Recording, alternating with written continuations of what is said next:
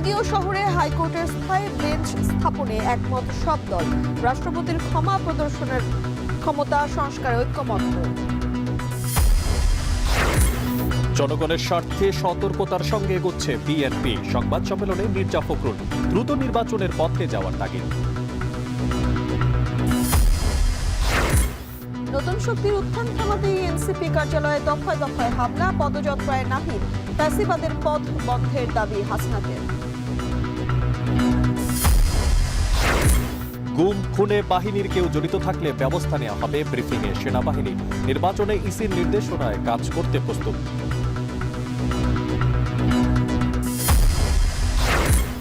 এবং মালয়েশিয়ায় ৩৬ বাংলাদেশি আটকে নেতিবাচক প্রভাব পড়বে। ব্রিফিংয়ে পররাষ্ট্র উপদেষ্টা।